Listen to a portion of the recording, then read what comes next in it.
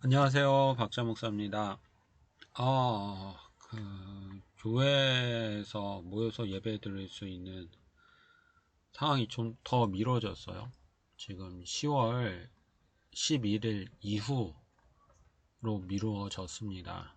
그러니까 10월 18일 날 만날 수 있다는 거죠. 그것도 이제 상황이 1단계로 하향돼야 된다는 거지, 또 확진자가 계속 나오게 되면 18일에도 모일 수 없다, 이런 상황인 것 같아요.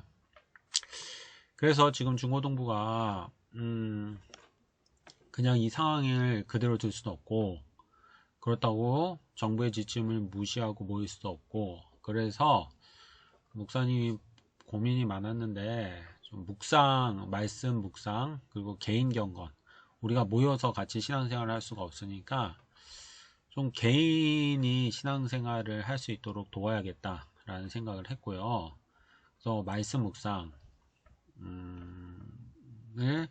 좀 강화해야겠다라는 생각을 하게 됐습니다. 그런데 보면 말씀 묵상을 잘 못해요. 뭐 청소년들 뿐만이 아니라 청년부 그리고 장년들도 말씀 묵상을 잘 못합니다. 그래서 목사님이 여러분들이 말씀을 할 수 있도록 굉장히 묵상을 간소화 시켰어요. 그리고 5분 정도의 시간으로 할 수 있도록 간소화 시켰습니다. 그래서 우리가 이제 말씀 묵상을 좀 강화를 하려고 하고요. 그래서 주일날 오후에 줌으로 한번 같이 만나서요. 말씀 묵상 어떻게 할 건지, 그리고 어떤 과정들을 거칠 건지 같이 한번 이야기하고, 우리 같이 개인 경건에 좀 더 신경을 쓰려고 합니다. 여러분들 그 주일날 오후에 줌 모임이 있고요. 정확한 시간은 목사님 카톡으로 선생님들 통해서 공지하도록 하겠습니다. 여러분들 그 시간들 다 준비해서 같이 만나고, 그리고 개인적으로 경건 생활 때 어떻게 해야 될지 같이 고민하는 시간들 됐으면 좋겠어요. 그래요. 오늘 본문은 마가복음 7장 24절부터 30절까지 말씀입니다. 목사님 한번 읽어볼까요? 예수께서 일어나서 거기를 떠나 두로 지방으로 가서 한 집에 들어가 아무도 모르게 하려 하나 숨길 수 없더라. 이에 더러운 귀신 들린 어린 딸을 둔 한 여자가 예수의 소문을 듣고 곧 와서 그 발 아래 엎드리니, 그 여자는 헬라인이요 수로보니게 족속이라 자기 딸에게서 귀신 쫓아내 주시기를 간구하거늘, 예수께서 이르시되 자녀로 먼저 배불리 먹게 할지니 자녀의 떡을 취하여 개들에게 던짐이 마땅하지 아니하니라. 여자가 대답하여 이르되 주여 을소이다마는 상 아래 개들도 아이들이 먹던 부스러기를 먹나이다. 예수께서 이르시되 이 말을 하였으니 돌아가라, 귀신이 내 딸에게서 나갔느니라 하시매, 여자가 집에 돌아가 본즉 아이가 침상에 누웠고 귀신이 나갔더라. 아멘. 이것은 하나님의 말씀입니다. 오늘 먼저 본문 배경 한번 생각해 볼게요. 장소적인 배경은요, 두로 지방입니다. 24절 보면 두로 지방인데, 이스라엘이 아니라 이스라엘 밖에요. 그러니까 이방 지역인 거죠. 그리고 오늘 본문의 등장인물을 보면 한 여자가 등장을 합니다. 그런데 헬라인이고 수로보니게 족속이에요. 그러니까 유대인이 아니라 이방인이죠. 이방 지역이었으니까 이방인이었겠죠. 그리고 그 여인에는 딸이 귀신 들려 있었습니다. 그리고 27절에 예수님 등장하시죠. 오늘 본문의 시간적인 배경은 어딘지가 명확하지 않아요. 그래서 오늘 본문은 장소적인 배경은 두로지방, 그리고 시간적인 배경은 명확하지가 않고, 등장인물은 이방인인 한 여인, 그리고 예수님이 등장합니다. 그래서 오늘 본문은 이런 말씀이죠. 두로라는 이방 지역에서 이방 여인과 예수님 사이에 있었던 사건이 오늘 본문의 배경인데, 좀 더 구체적으로 이야기를 하면 예수님께서 그 여인의 딸이 귀신 들린 것을 고쳐주신 것, 그게 바로 오늘 본문의 배경입니다. 자, 오늘 본문에서 먼저 우리 하나님 찾기 해보려고 합니다. 목사님이 늘 이야기하잖아요. 성경에선 두 가지가 중요합니다. 첫 번째, 하나님 어떤 분인가? 그리고 두 번째, 그럼 우리는 이제 하나님 믿는 사람으로서 어떻게 살아야 되는가 하는 것인데, 성경에 보면 믿음의 선배들이 있단 말이에요. 그들의 모습을 보면서 때로는 아 저렇게 살아야 되는구나. 그리고 또 때로는 아 저렇게 살면 되지 않구나 하고 본을 받는 것이죠. 자, 먼저 오늘 본문에서 하나님 어떤 분인지 같이 한번 두 가지만 찾아보려고 합니다. 본문을 통해서 우리가 먼저 알 수 있는 건요, 하나님은요 소외된 자를 돌보시는 분이십니다 하는 거예요. 26절 말씀입니다. 그 여자는 헬라인이요 스로보닉의 족속이라. 여러분, 한 여인이 왔어요. 예수님에게 자신의 딸이 귀신이 들렸으니까 제 딸을 고쳐주세요 라고 말씀을 드렸습니다. 그런데 이 여인에게 한 가지 문제가 있었어요. 그게 무엇이죠? 이 여인은 이방 여인이었다라는 것이죠. 당시 유대인들은 이방인들과 관계를 가지지 않았어요. 이방 사람들을 자신들과 비슷한 그런 사회라고 생각을 하지 않았었습니다.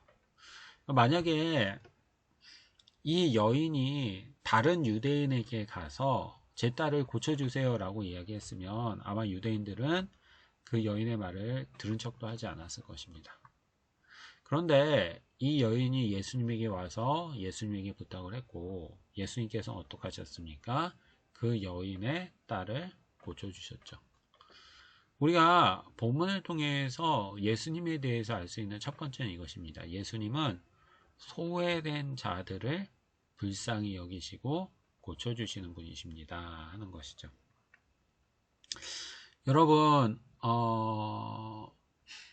이 예수님의 이런 성품을 한번 곰곰이 생각해 보십시다. 아, 예수님은 소외된 자들과 함께 하시고 그들을 불쌍히 여기시는 분이구나 하는 거죠. 이런 예수님의 성품을 곰곰이 묵상할 때 우리가 두 가지 정도를 할 수 있을 것 같은데, 첫 번째는 아, 그렇다면 나도 소외된 자들을 불쌍히 여기고 그들을 도와주는 사람이 되어야겠구나 하는 것이죠. 뭡니까? 제자란 예수님을 따라서 살아가는 사람이잖아요. 예수님께서 그런 분이라면 우리 역시도 소외된 자들을 불쌍히 여기고 도와주는 사람이 되어야 된다는 것이죠. 여러분, 우리 주변을 한번 봅시다. 혹시 우리 주변에 소외된 자들 있지 않을까요? 아무도 관심을 갖지 않는 그런 사람들, 아무도 돌보지 않는 그런 사람들이 있지 않습니까? 예수님이 그들을 보셨다면 어떻게 하셨을까요? 그들에게 관심을 갖고 그들과 관계를 갖고 혹시 돌보아 주시지 않았을까요? 오늘 우리가 예수님의 자녀로서 그런 삶의 모습들을 가져야겠죠.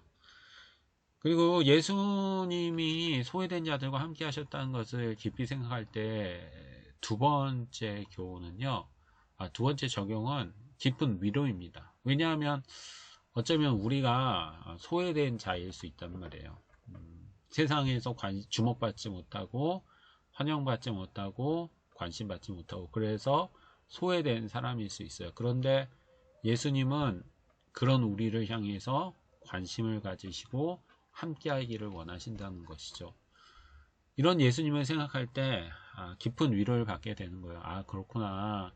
예수님은 나에게 관심이 있으시고 나와 함께 하시는 분이구나 하는 위로를 받게 됩니다. 오늘 우리 예수님께서는 소외된 자들에게 관심이 있고 함께 하시는 분이라는 것들을 좀 우리 깊이 있게 고민하면서 우리가 위로받고 또 누군가에게 도움을 줄 수 있는 우리 청소년들이 됐으면 좋겠습니다. 본문에서 예수님 찾기 두 번째가 있는데요. 예수님은 귀신도 나가게 하시는 분이십니다 하는 거예요. 29절 말씀입니다. 예수께서 이르시되 이 말을 하였으니 돌아가라. 귀신이 내 딸에게서 나갔느니라 하시매. 아멘. 여러분, 그 여인의 딸이 귀신이 들렸잖아요. 그래서 고통당하고 있었어요. 이 여인의 어머니는 이 딸의 어머니는 얼마나 힘들었겠습니까?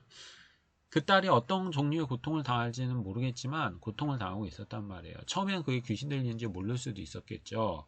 그런데 시간이 지나면서 그것이 귀신이 들린 것이라는 것을 알게 되었고, 그리고 그것을 고칠 수 있는 방법이 많지 않다는 것을 알게 되었죠. 그러다가 예수님에 대해서 들었고, 예수님께서는 귀신들을 쫓는다는 것을 알게 된 겁니다. 그래서 이 여인이 예수님께 온 거예요.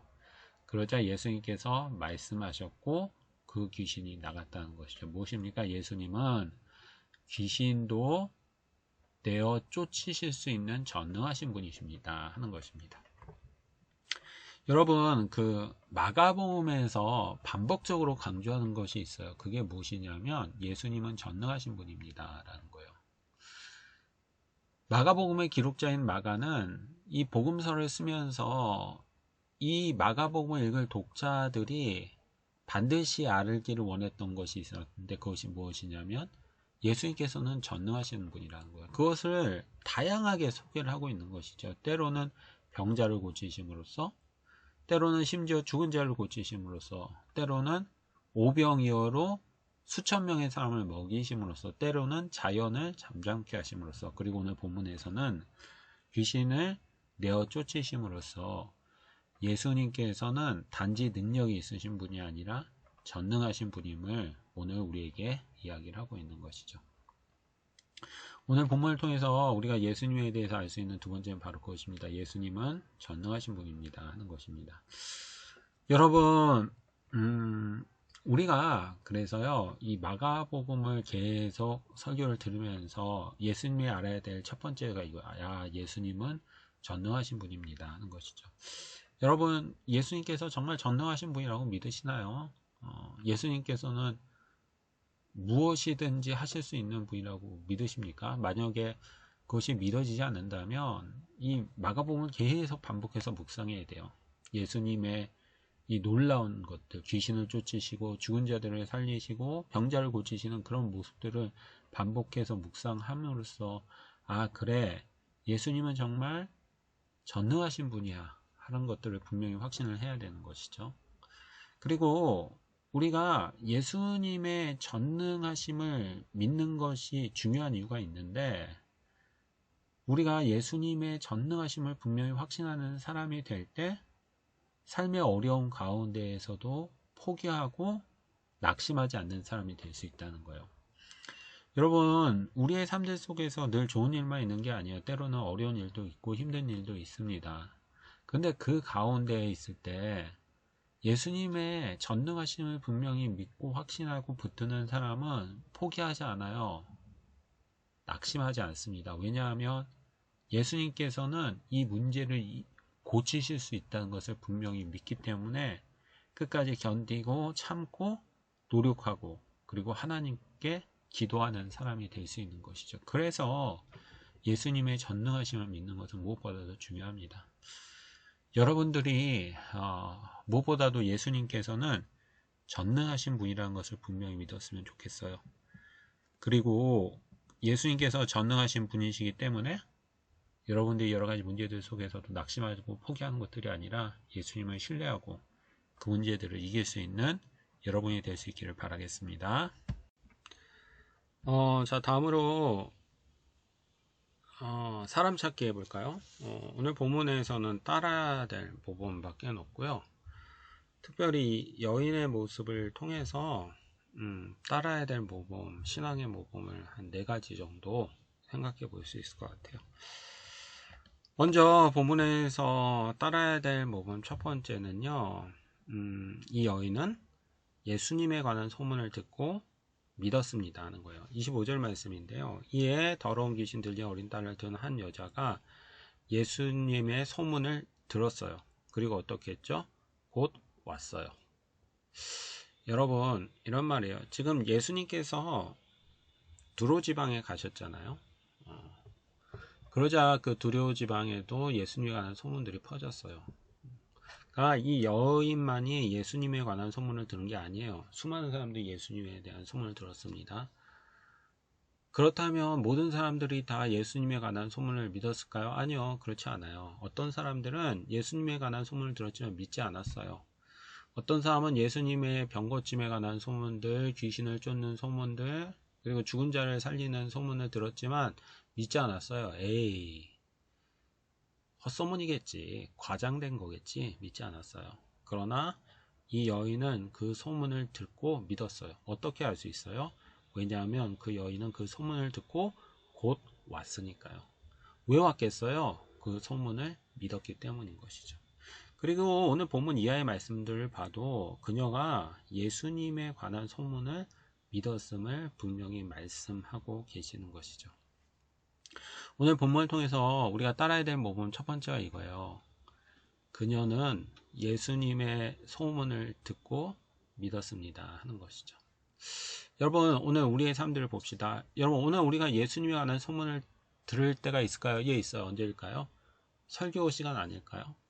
설교 시간에 예수님에 대한 많은 것들을 얘기하잖아요. 예수님에 관한 소문을 듣는 거예요. 여러분, 오늘 우리가 설교를 통해서 예수님에 관한 소문을 들을 때 우리는 어떻게 반응하고 있습니까? 그 소문을 듣고 믿는 사람입니까? 아니면 그 소문을 듣고 믿지 않는 사람은 아닙니까? 여러분, 오늘 우리의 모습들을 돌아보았으면 좋겠습니다. 그래서 단지 예수님에 관한 소문을 듣기만 하는 사람들이 아니라 그 예수님에 관한 소문을 듣고 믿고, 그리고 그 오늘 본문의 여인처럼 그가 예수님에 관한 소문을 믿었기에 거기에 합당한 반응을 할 수 있는 우리 청소년 여러분들 됐으면 좋겠어요. 본문에서 우리 따라야 될 모범 두 번째가 있는데요. 그것은 예수님을 만나는 사람의 자세와 태도입니다. 봐요. 25절 보면 그 여인은 예수님에 대한 소문을 들었어요. 믿었어요. 그리고 왔어요. 그리고 그가 와서는 예수님 앞에서 어떻게 했습니까? 그 발 아래 엎드렸어요. 여러분, 사람들이 누가 이 여인한테 만약 네가 예수님 앞에 가면 예수님 발 아래 엎드려야 돼 하고 이야기해 준 것이 아니었어요. 그런데 그녀는 예수님을 보자마자 그 발 아래 엎드렸던 거예요. 왜요? 그것이 바로 예수님을 향한 자신의 합당한 자세와 태도라는 것을 그녀는 알았어요. 그녀는 예수님에 대한 소문을 들었잖아요. 믿었잖아요. 그 소문은 병자를 고치시고 귀신을 내어주시고 심지어는 죽은 자도 살리신다는 소문이었어요. 그 소문을 들어보니 예수님은 평범한 사람이 아니에요. 하나님의 사람이에요. 하나님이 보내신 분이에요. 그런 분을 내가 만나는데 당연히 그분 안에 엎드려야 되겠구나 하는 것이 그녀가 가지고 있던 생각이었고, 그래서 그는 예수님을 만날 때 그 발 아래 엎드렸던 것이죠. 여러분, 오늘 우리의 신앙에 한번 적용해 봅시다. 우리가 예수님을 만날 때가 있나요? 있어요. 언제일까요? 대표적으로 예배인 것이죠. 예배는 예수님을 만나는 시간들입니다. 그러면 여러분, 그 예수님을 만날 때 우리는 어떤 자세와 태도로 만나고 있습니까? 우리가 작년에 예배 시간에 계속 강조했던 것이 산무 예배였잖아요. 지각이 없는 예배, 잡념이 없는 예배, 조롱이 없는 예배. 왜냐하면 이런 예배는 하나님 앞에서 올바른 자세와 태도가 아니니까요. 우리가 하나님 앞에서 올바른 자세와 태도는 무릎 꿇고 엎드리는 것이지 지각과 잡념과 조rum의 예배는 아닌 것이죠.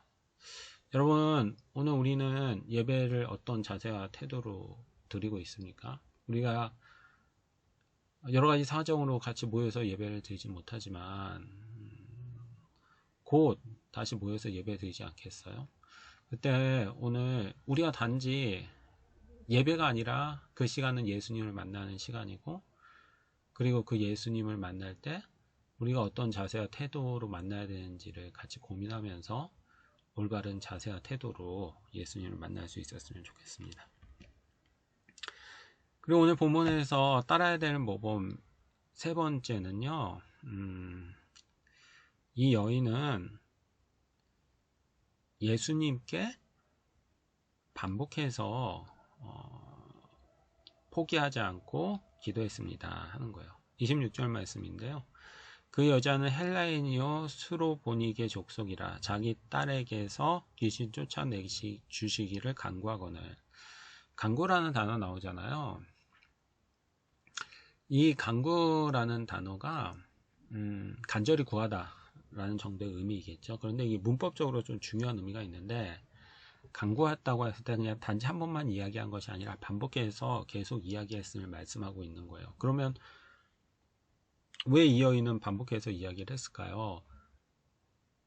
오늘 본문에서는 명확하지 않지만 마태복음을 보면 동일한 사건을 좀 더 자세하게 기록하고 있거든요. 알 수 있는데, 이 여인이 예수님 앞에 와서 예수님 앞에 간구를 해요. 그런데 예수님께서 응답하지 않으세요. 계속 모른 척 하시는 거예요. 그러자 이 여인이 포기하지 않고 계속 이야기했던 것이죠. 그래서 반복을 강조하고 있는 겁니다. 오늘 우리가 이 여인의 모습을 보면서 따라야 될 모범 세 번째가 이거예요. 때로는 예수님께서 우리의 기도에 응답하지 않는 것처럼 보일 때가 있어요. 근데 그때도 이 여인은 포기하지 않고 반복해서 예수님께 기도했습니다 하는 것입니다. 여러분, 오늘 우리도 마찬가지예요.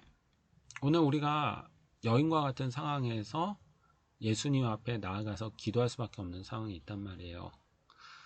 지금 여인은 그 딸이 귀신 들리는 절박한 상황에서 예수님 앞에 기도할 수밖에 없었듯이, 우리도 삶의 여러 가지 문제들 속에서 예수님의 도우심을 바라고 예수님 앞에서 간절히 기도할 수밖에 없는 상황들이 있어요. 그런데 그때 때로는 예수님께서 우리의 기도를 듣지 않으시는 것처럼 느껴질 때가 있고, 기도 응답이 되지 않는 것처럼 보일 때가 있어요.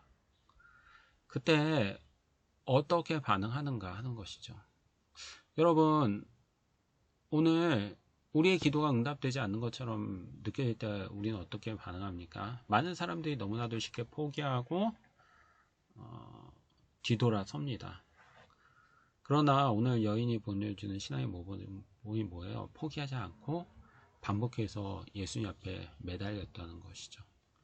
오늘 우리에게 이러한 신앙의 모습들이 있어야 되지 않겠어요? 혹시 오늘 우리가 응답되지 않는 기도들 때문에 혹시 포기한 것 있지 않습니까? 그렇다면 그것은 포기해야 하는 것들이 아니라 어쩌면 반복해서 더 끝까지 하나님 앞에 기도해야 될 기도의 제목들이 있을 수 있어요.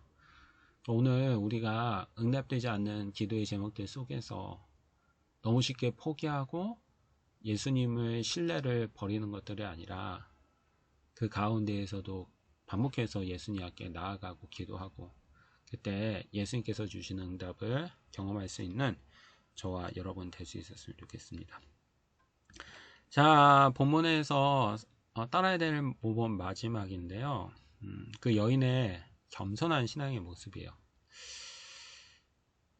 여인이 예수님께 간구했어요. 그러자 예수님께서 응답하시지 않았습니다. 그래도 예수님 앞에서 이 여인이 반복해서 간구했어요. 그러자 예수님께서 반응하십니다. 27절이거든요. 자녀로 먼저 배불리 먹게 할지니 자녀의 떡을 취하여 개들에게 던짐이 마땅하지 않다. 무슨 말이에요? 그 여인에게 너는 이방인 여인이잖아. 이방 여인은 아직 하나님의 은혜를 경험할 순서가 아니야 라고 말하고 계시는 것이죠. 그것도 매우 기분 나쁘게 이야기를 하는 거예요. 여러분, 예수님께서 이 여인에게 이렇게 기분 나쁘게 말해요. 그럼 이 여인 어떻게 반응할까요? 예수님을 향해서 불편한 마음들을 이야기할 수 있지 않았을까요? 너무 아니 뭘 이렇게 사람이 기분 나쁘게 이야기하세요? 고쳐주기 싫으면 그냥 싫다고 얘기하지 그렇게까지 이야기할 필요 없잖아요. 이런 식으로 반응할 수 있지 않았을까요? 그런데 이 여인 어떻게 반응합니까? 28절에 주여 올소다마는 상 아래 개들도 아이들이 먹던 부수기를 먹나이다. 아멘. 이 여자는 인정해요. 그 상황을. 이방인이 하나님의 은혜를 면저 경험할 수 없는 상황을 인정합니다. 그리고 받아들입니다. 그러나 은혜를 구하는 거예요. 얼마나 겸손한 모습입니까? 하나님의 거절과 같은 모습들 속에서 스스로 그 은혜를 받을 수 없는 자격이 없다는 것을 인정을 하고, 그러나 그럼에도 불구하고 저에게 은혜를 베풀어 주세요 라고 이야기를 하고 있는 것이죠. 오늘 본문을 통해서 마지막으로 생각하고 싶은 교훈이 바로 이것입니다. 그녀의 겸손한 신앙의 모습인 것이죠. 여러분, 오늘 우리도 마찬가지예요. 하나님이 때로는 우리의 기도에 응답하시지 않을 때가 있어요. 거절하실 때가 있습니다. 그때 어떻게 반응합니까? 하나님을 향해서 원망하고 하나님 향해서 심지어는 화를 내는 우리의 모습들이 있지 않아요? 그러나 그때 우리에게 필요한 모습이 무엇입니까? 하나님이 옳습니다. 저는 하나님께서 제 기도에 응답하실 만한 사람이 아닙니다. 그리고 하나님도 제 기도에 응답하실 책임이 없습니다. 하나님이 응답하지 않는다고 해도 그것은 옳습니다. 그러나 하나님, 저에게 은혜를 베풀어 주세요. 한 번만 더 도와주세요. 이것이 바로 신앙의 올바른 모습임을 오늘 우리에게 이야기를 하고 있는 것이죠. 오늘 여러분, 우리 하나님 앞에서 이런 겸손한 모습들이 있기를 바라겠습니다. 우리가 자녀로서 하나님 앞에서 기도하고 기도해야 하지만 하나님께서 우리의 기도를 응답해 주실 의미가 있는 것은 아닙니다. 우리가 하나님께 기도 응답을 받을 수 있는 권리가 있는 것도 아니에요. 단지 하나님의 자비에 근거해서 하나님 앞에 기도할 뿐입니다. 오늘 우리가 이런 겸손한 모습들로 하나님 앞에 나아가고 그때 하나님께서 주신 은혜들을 경험할 수 있는 저와 여러분들 될 수 있기를 바라겠습니다. 기도합시다. 하나님, 오늘 말씀을 통해서 예수님의 전능하심에 대해서 다시 한번 알게 되었습니다. 하나님, 우리 아이들 아직도 하나님의 말씀을 듣지만 예수님의 전능하심에 대해서 믿지 못하는 아이들이 있다면 그 예수님의 전능하심이 믿어지게 하시고 그것들이 그 삶의 토대가 되게 하셔서 여러 가지 상황들 가운데에서도 포기하고 낙망하는 인생이 아니라 예수님을 바라보는 인생이 될 수 있도록 주께서 복을 내려 주시옵소서. 하나님, 또한 오늘 이반 여인을 통해서 오늘 우리가 하나님 앞에서 어떤 신앙을 가져야 될지에 대해서 알게 되었습니다.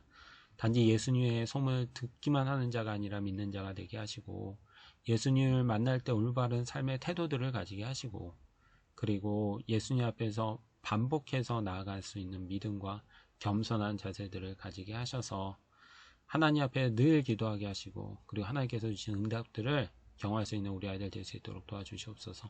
여러 가지 어려운 상황들 가운데 있습니다. 공부하기도 어렵고 여러 가지가 어렵습니다. 지혜가 필요한 상황입니다.